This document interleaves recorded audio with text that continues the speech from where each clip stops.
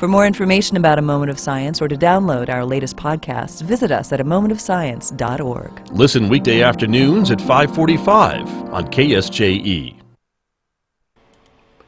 KSJE is supported by San Juan Regional Medical Center, which is officially baby-friendly. This evidence-based initiative is designed to support mother-baby bonding and optimal infant feeding practices by upholding the 10 steps to successful breastfeeding.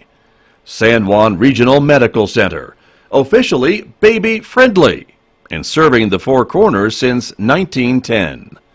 Find out more online at sanjuanregional.com.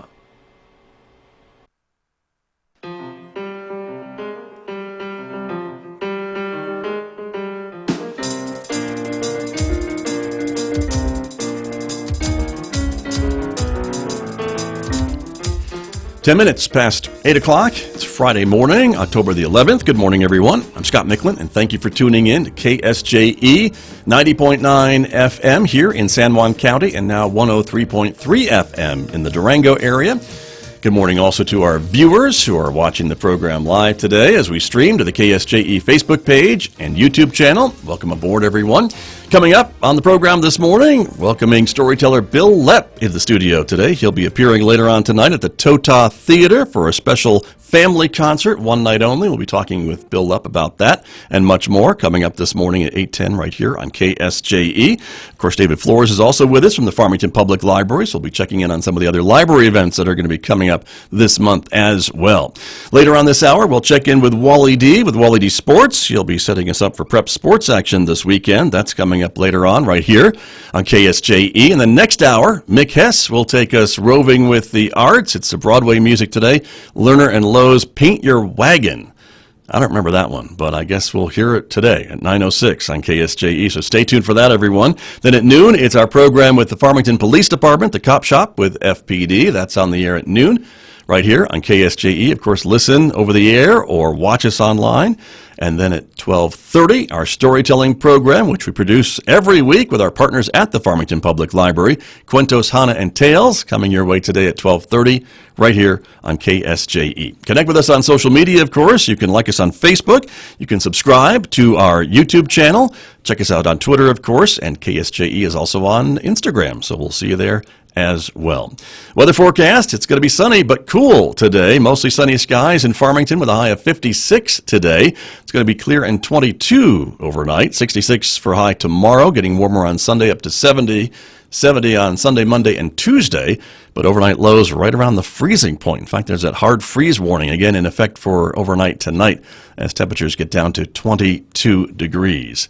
In honor of our guest who is from the great state of West Virginia, we will show you what's going on in West Virginia this morning. It's actually warmer than it is here, a lot warmer. This is Point Pleasant, West Virginia, and we are looking at a scene there as the two rivers kind of converge, and right now it's 62 degrees in Point Pleasant this morning, and they're on their way to a high of 81 and a low of 48, but we're going to send this cold weather to them, so they'll get it here shortly.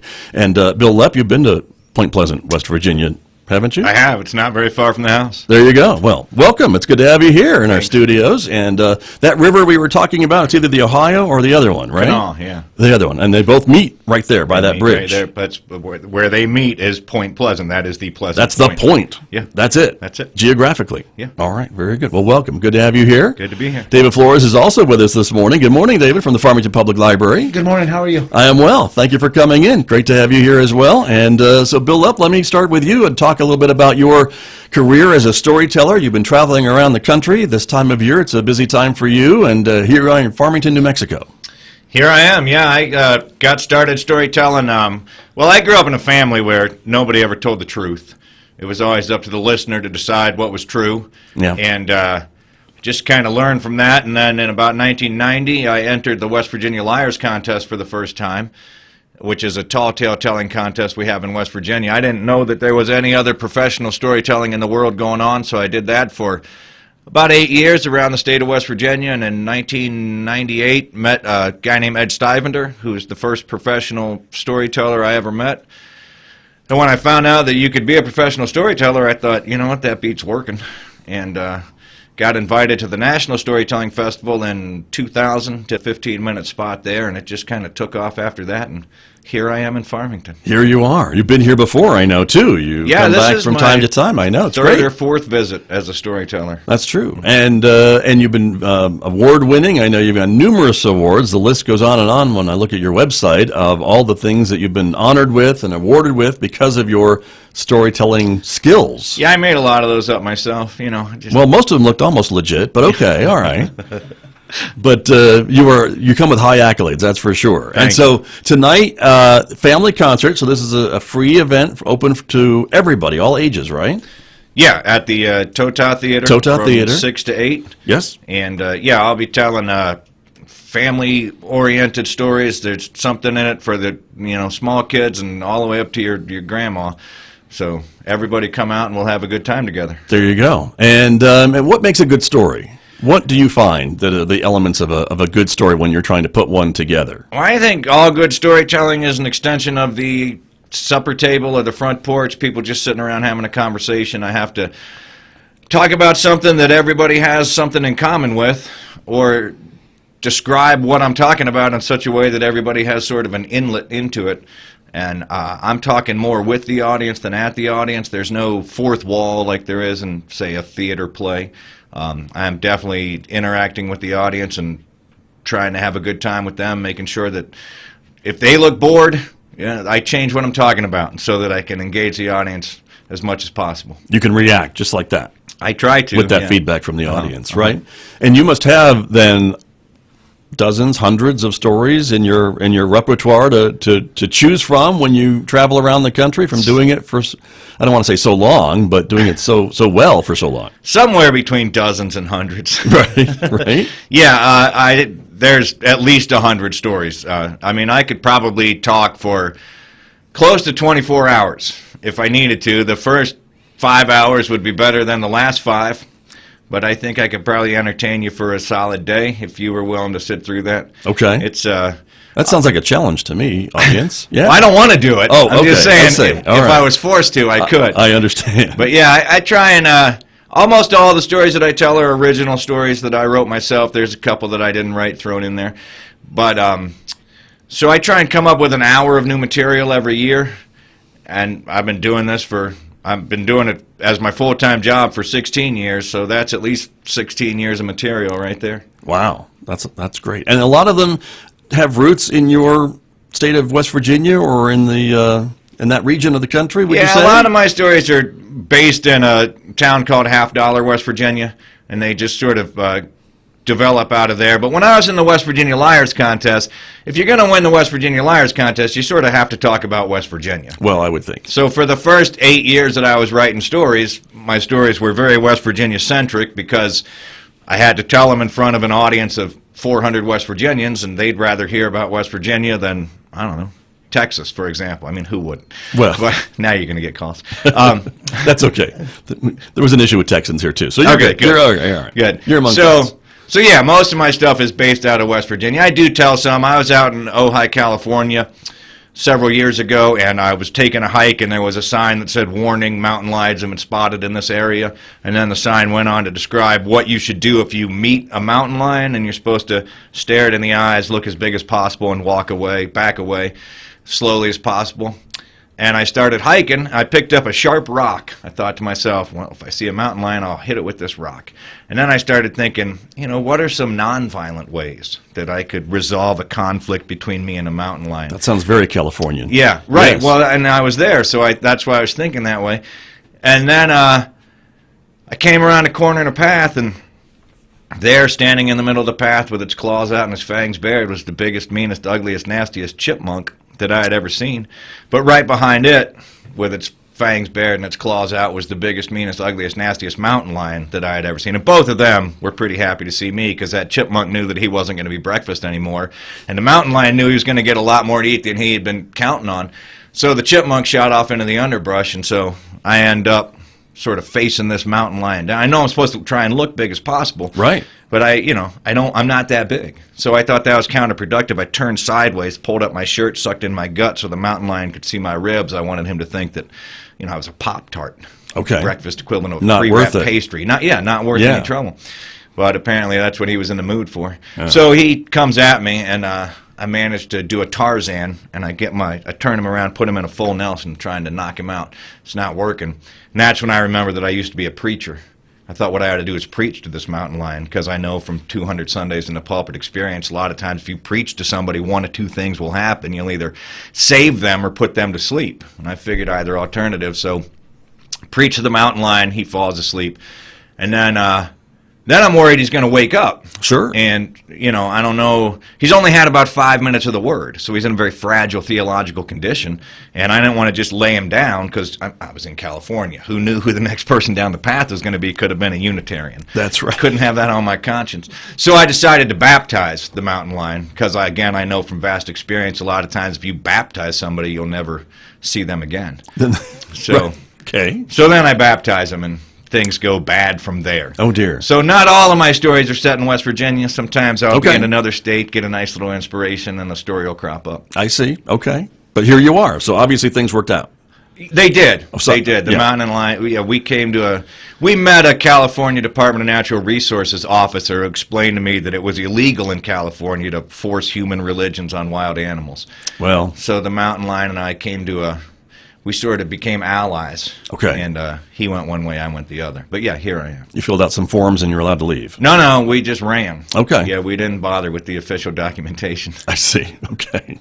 Bill Lepp is my guest this morning. He is an award-winning storyteller, and he is appearing tonight at Farmington's Tota Theater, a special family concert, a free event sponsored by the Farmington Public Library. The concert starts at 6 o'clock tonight, and it's for all ages, and it is a free event at the Tota Theater in downtown Farmington. David Florez, let me turn to you a little bit about the library, of course, and the library every year brings us storytellers, and so this is one more of the same. Bill Lepp in our community, right? Yes, and this is a great opportunity for folks to come out and hear some great stories. I'm kind of curious about the cougar, though. Did it backslide? I don't know. I've never seen him since. Well, that's a good story. I want to hear the rest of that story. If he gets back to California, maybe there'll be a part two. Part two, yeah. There could be. The next version of that. That's right. That's but right. no, I mean, we've had a number of storytellers, and Bill Lepp has been here before, and he does a great job. He was at a couple of schools yesterday, and he had the kids' full attention for the entire time. So, and we're talking full gymnasiums full of kids. So, Right. He does a great job. So, I would invite everyone to come out, fill the place up, and it's free. It's free tonight. It's really entertaining. That's true. Very entertaining. And that does bring up another point about your tours of the schools in the area. And I know you've been here for a couple of days already to talk about your stories and share them with some of the school kids and tour around a little bit. And is there any difference in stories that you tell to a gymnasium or auditorium full of school children than the stories you would tell at a concert, say, tonight, when you've got adults and kids in the audience? Well, kids are smarter than adults, so my kid stories are a little more complicated than my adult stories. I understand. Now, I'm sort of lazy, so whenever I write a story, I don't usually write specifically a children's story or specifically an adult story. I like to have stories that I can use for any group that They're I'm just in front of. stories. Sure. And so I change them up a little bit if I'm talking to kids or talking to adults. I mean, and I like to have jokes for both groups in there. I mean, a lot of times I have, well, in all of my school stories, there's jokes that are pretty much just intended for the teachers.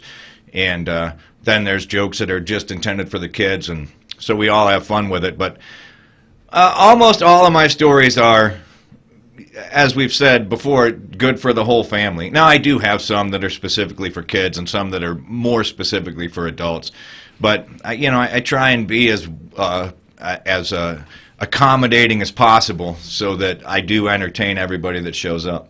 And sometimes, from what I've noticed from storytellers, is there's a little life lesson tucked into stories sometimes. Is that something that you try to do as well? Well, yeah, moral? Yeah. Like how to resolve non-violently an encounter with a mountain lion. That's I a have nice those life kind of lesson. lessons. Yes, indeed. I have a story where I get frozen to the side of a train by my tongue.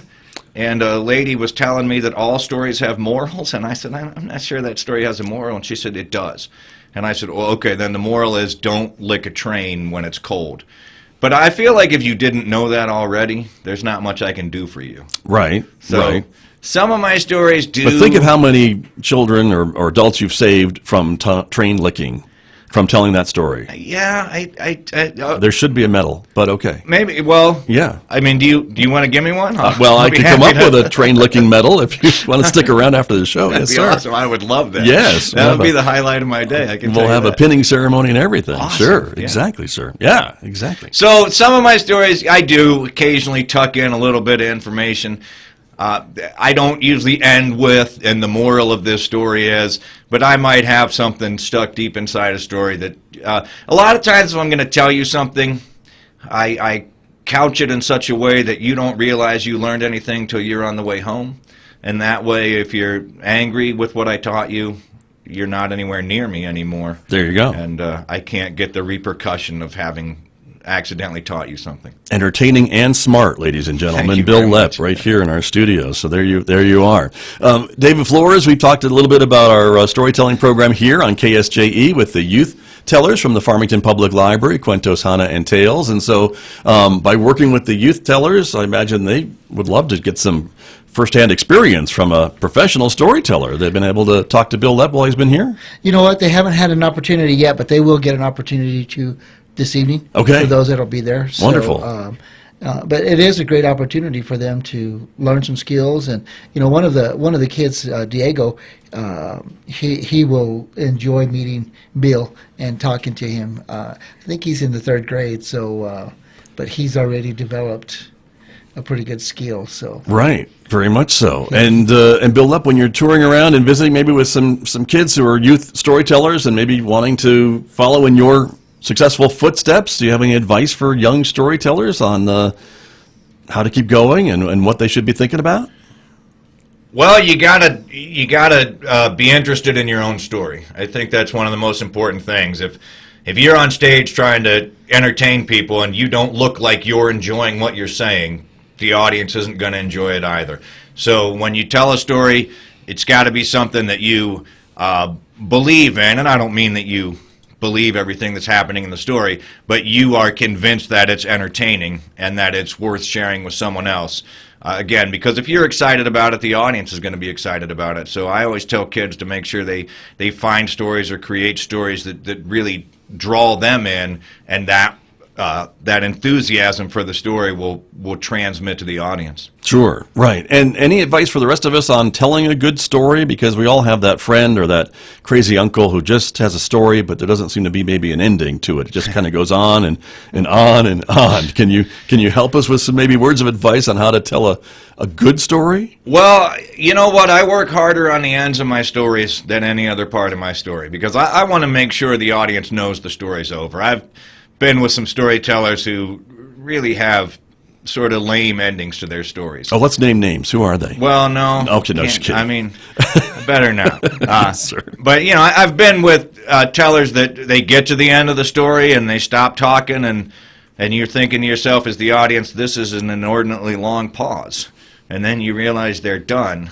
And then there's sort of polite clapping. The golf clapping, maybe Yeah. that starts a little bit. Yes, sir. So I work really hard on the ends of my stories. And what I do a lot of times is I'll say something in the first couple sentences of the story that, and then cause you to forget that I said those things, but they are really a prediction of what's going to happen. And so when I get to the end of the story, I'll loop back around to what I said in the beginning of the story, and you remember it, and it's funny because it doesn't sound funny when I describe it like Sure. this.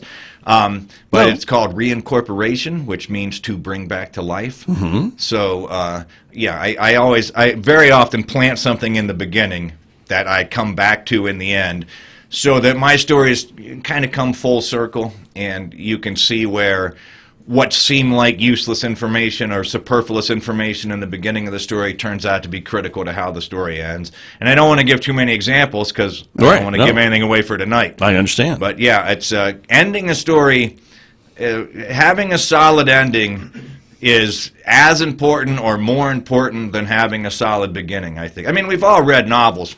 Right. I like to read mystery novels. You read an exciting novel when you turn to the last page and you find out who did it and you realize the author didn't know either.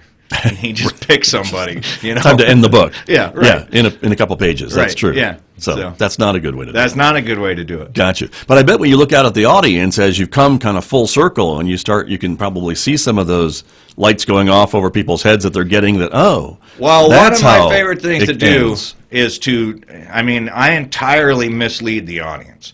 And I love to see it when people in the audience think that they've figured out how the story's going to end, when I'm maybe 60 seconds from the end and I'm pulling everything together and I can see the lights coming on. But I know that they're the wrong lights, right, and that I'm still going to take one more turn in the last 30 seconds of the story. And that's even better when they realize that they were wrong and that the ending was, better than they thought it was going to be. That's right. Their light is flickered out and another light went on over there. Yeah, a brighter light. A brighter light. A brighter, funnier light. On the kid next door or something. Yeah, right. Exactly. Bill Lepp is my guest this morning, everyone, storyteller, and he will be in concert tonight at the Farmington Tota Theater in downtown Farmington. It's a free family concert beginning at 6 o'clock for everybody. Free concert hosted by the Farmington Public Library. David Florez is also with us this morning from the library. And again, this is another free event, David, right? Everyone can come and join us downtown, right? Yep, it's a free event, and it's kind of been fun talking to Bill this morning, and he's talking about reincorporation. So if you come tonight, you're going to find out about the hippie mom. I beg your pardon? think if he tells a story, a certain story, you'll find out about the hippie mom. The hippie mom. Yeah, Bill Lepp, is that true? There's a story about a hippie mom? Well, she's in the story for sure. Okay. It's not really about her. It's not Okay. about her, but you'll find out about her. If I tell that story. If you tell that story. I Depends see. on how many of the school kids had already heard it. You'll have to the come show, to find out. Okay. It's a good story. So That's what we call a tease in the radio Yeah, there you business, I go. think. So come and Yeah. find out, everybody. Speaking of other lines of business, you're also an author. You've written a book, a relatively new book that's out, right? Yes, that's my latest. I have two children's books. This is The Princess and the Pickup Truck. My There you other go, one is Ron. The King of Little Things. And so that's, Very nice. yep. And it's loosely based on The Princess and the Pea. Okay. Where the story it comes from, I was riding with my daughter. She's 15 and is just beautifully sarcastic, but she uses her powers of teenage sarcasm for good. Okay, I hope And, so. yeah. Because that could be really powerful if it's not. No, she's Yeah. really. It is hurtful, but it's still funny. And she's hilarious. We were riding in the car together, and there was a pickup truck in front of us that just had like 10 mattresses just thrown in the back, not in any way stacked. And I said to her, "Honey, do you think you could sleep on that?" And she said, "Of course I could, Daddy. I'm a princess."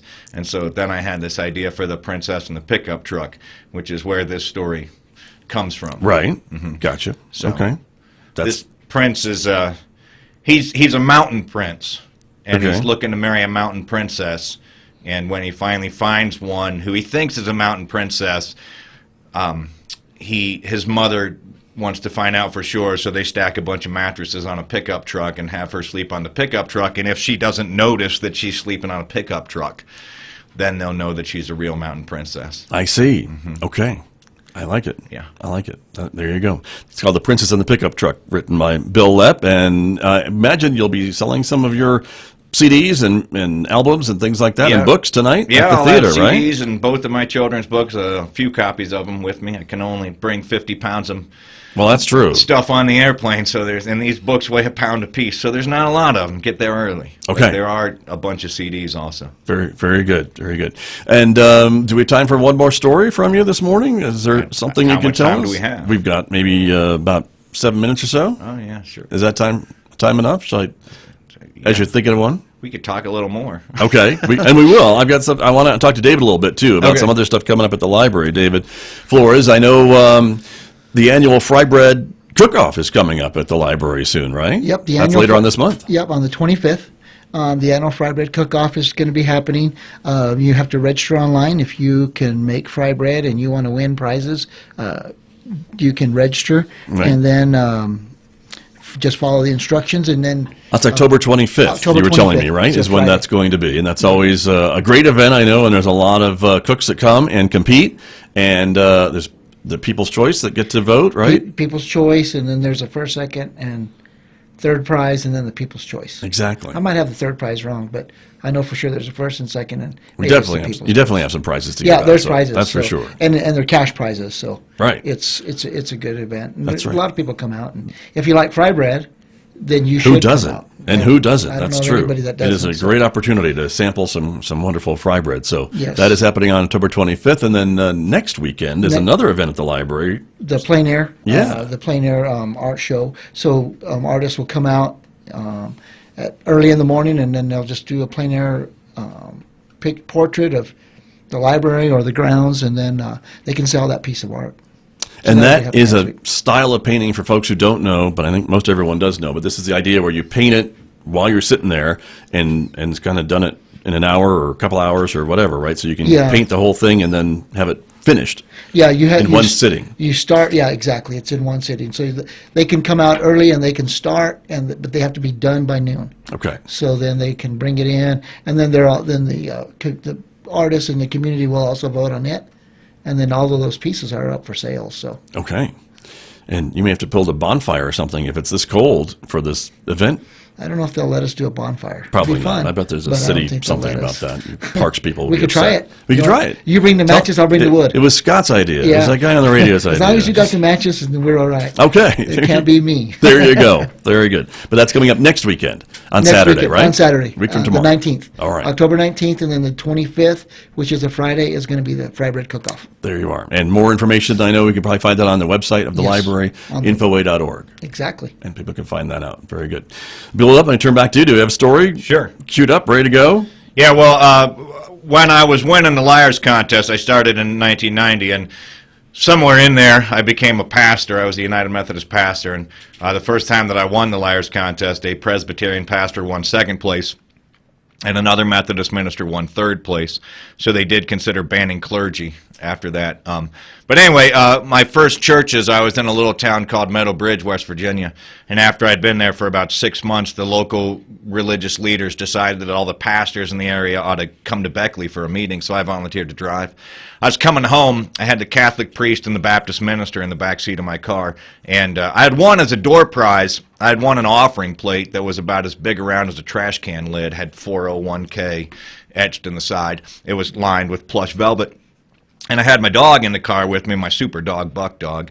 His mother was a German Shepherd. His father was a prolific and extremely determined Basset Hound. I didn't really believe it myself till one night I saw a Basset Hound running through the neighborhood with a stepladder tied to his back. But anyway, Buck had curled up in that offering plate and gone to sleep. Now, naturally, being three pastors, we'd stopped on the way home for a bucket of fried chicken. And that was sitting on the seat between me and Buck Dog. Well, we were going down Sandstone Mountain and a blizzard hit. I was forced to pull over to the side of the road, and we were just kind of sitting there trying to figure out what to do when I looked in the rearview mirror and I saw an 18-wheeler coming down the mountain, totally out of control, headed straight for the back of my car. Just before it hit, Buck Dog woke up, sensed the tension, looked out the back window, saw what was about to happen, grabbed that bucket of fried chicken and pulled it in the offering plate with him. So when the truck hit, it shot Buck Dog out the windshield in that offering plate with that bucket of fried chicken. And then me and the Catholic priest and the Baptist minister, we went out the window next. So there we were, a Methodist minister, a Baptist pastor, and a Catholic priest flying through the sky. Not a punchline in sight. The truck was carrying tennis shoes. It split in half, and about 50,000 pair of shoes flew up into the sky.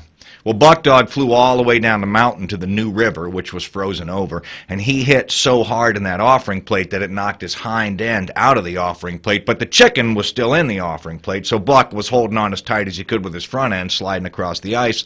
And then me and the Catholic priest and the Baptist minister hit next, and we slid across the ice after Buck Dog in a somewhat tangled ecumenical movement, as those 50,000 pair of shoes fell in the woods. And that's when I said to those two guys with me, I said, I sure hope nobody's watching us. I said, because here we are, three preachers living up to all the stereotypes people have about pastors. What with us out on the thin ice, chasing half a buck in the offering plate and a bowl full of fried chicken while 100,000 souls are lost in the wilderness behind us.